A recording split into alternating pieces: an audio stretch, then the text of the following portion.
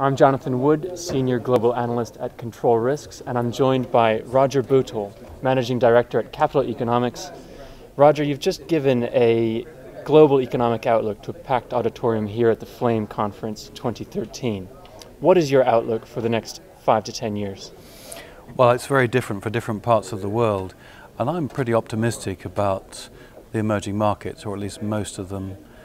China is, I think, going to continue to grow very rapidly, something like about 7.5% less than it was in the boom years, but nevertheless very strong. A lot of East Asia is going to grow well, bits of Africa, Latin America. I'm really positive about all that. Where I'm not positive at all is in the Eurozone, where I think things are grim. They're not very good in Japan. Better than that in America, but still quite badly placed, slow growth. So it's very much a mixed bag. And what would it take to get the Eurozone growing again? I think it's very difficult to see the Eurozone growing properly unless there's a partial breakup of the euro.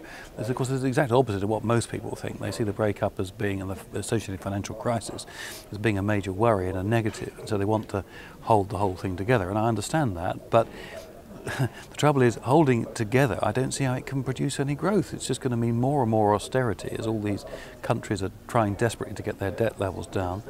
And in the periphery, the southern European countries are very uncompetitive. They can't possibly grow in this current situation. Meanwhile, in the core, led by Germany, there's a continued tendency to not spend enough, to oversave. These countries are running huge current account surpluses. I can see a way in which, by contrast, things would be better if the Eurozone broke up.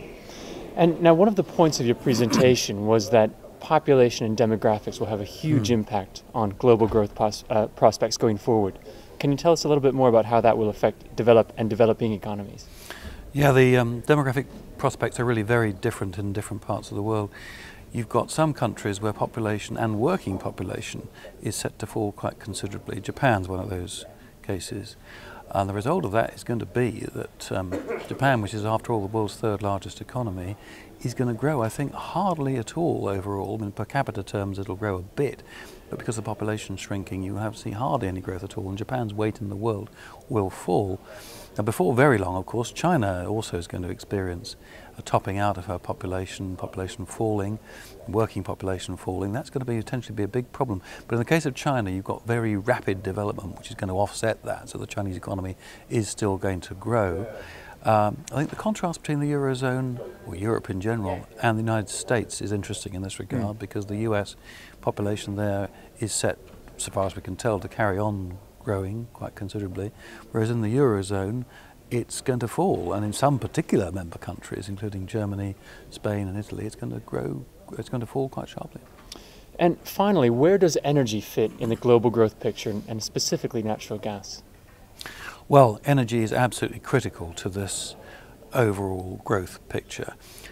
There are quite a lot of people around who are very pessimistic about growth prospects, and for some of those who are pessimistic, one of the leading reasons is because they're worried about a shortage of energy.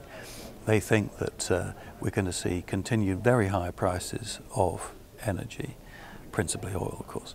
Now, more recently there's been a slight change to that, as you've seen this fantastic fracking bonanza going on in the United States, gas prices falling, but that hasn't yet affected Europe in the same way, and there isn't yet a tremendous amount of optimism. I think myself that if we could get oil prices and other energy prices substantially lower for a long period of time, that would be one of the leading factors that would cause me to be more optimistic about the world. If you look at the history of growth in the world over the last several years, it does follow energy prices quite closely.